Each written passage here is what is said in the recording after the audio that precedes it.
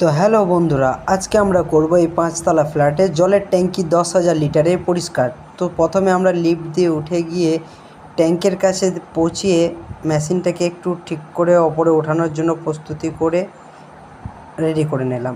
ওপরের ভিউটা দেখতে পাচ্ছ, কত সুন্দর সিউড়ি হসপিটালটাও দেখা যাচ্ছে। এই যে এটা হচ্ছে আমাদের সিমেন্টের রিজার্ভার, যেটা 10,000 লিটারের। দেখতে পাচ্ছেন কত ময়লা। তো বন্ধুরা, এই জলের ট্যাঙ্কিটা পরিষ্কার করার জন্য সবার প্রথমে আমরা আমাদের মেশিনটাকে সেটআপটা ঠিকঠাক করে নিলাম। এবার আমরা আমরা নিচেতে জলের ট্যাঙ্কিটাকে পরিষ্কার করার জন্য। এটা দেখতে পাচ্ছেন, এই মেশিনে জলের ট্যাঙ্কি আমরা পরিষ্কার করি। ট্যাঙ্কির ভেতরটা দেখতে পাচ্ছেন কত ময়লা নিচেতে। এই জল যদি আমরা ব্যবহার করি কি হবে একবার ভাবতে পেরেছেন? এই জল আমরা এই জলে আমরা হয়তো অনেক সময় চানও করি বা থালা বাসন মাজা হয়। এই জল দেখেন কিভাবে ময়লা ছাড়ছে, দেখুন ময়লাগুলো দেখুন একবার। এটা একটা সিমেন্টের ট্যাঙ্কি।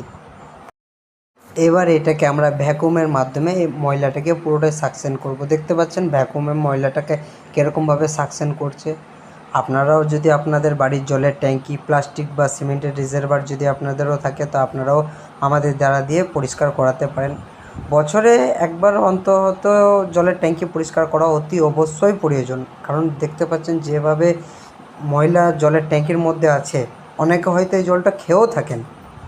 তো তাদেরকে রিকোয়েস্ট যে জল খাবেন না কো, জলের ট্যাঙ্কি বছরে একবার অন্তর্গত পরিষ্কার করাবেন। দেখুন ময়লাগুলো খালি কীরকমভাবে ভ্যাকুমের মাধ্যমে ড্রাই হচ্ছে। এই জলের ট্যাঙ্কি যদি পরিষ্কার না করে আমরা এই জলের ট্যাঙ্কির জল যদি আমরা ব্যবহার করি, আমাদের শরীরে কত রকম রোগ জ্বালা হতে পারে ভেবে দেখতে পেরেছেন? 80% রোগের কারণ হলো পানীয় জল। অন্তত একবার সেই জলের ট্যাঙ্কি যদি এরকম অবস্থা হয়ে থাকে, তাহলে আমাদের শরীরের অবস্থাটা কেমন হবে? আমাদের দ্বারা দিয়ে জলের ট্যাঙ্কি পরিষ্কার করাতে পারেন। আমাদের ফেসবুকের চ্যানেলের নাম হচ্ছে home service Birbhum water tank cleaning. আমার নাম হলো এসকে রাজ।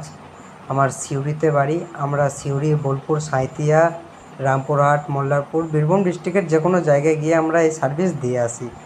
আমাদের 1 টাকা লিটার হিসাবে আমাদের এই জলের ট্যাঙ্কি পরিষ্কার করা হয়।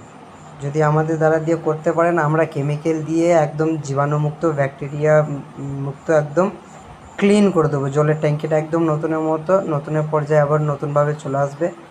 পুরোটা দেখুন, তাহলে বুঝতে পারবেন। তো বন্ধুরা, আমাদের জলের ট্যাঙ্কিটা পুরো পরিষ্কার হয়ে গেছে। দেখতে পাচ্ছেন কেমন কালো কালো নিচের মধ্যে ময়লা পড়েছিল। আমি ঘেমে একদম অবস্থা আমার খারাপ হয়ে গেছে, দেখছেন। কারণ এখানে অক্সিজেনের খুব সমস্যা। একটাই ম্যানহোল আছে যেটার মধ্যে আমাদের নামা ওঠা করতে হচ্ছে।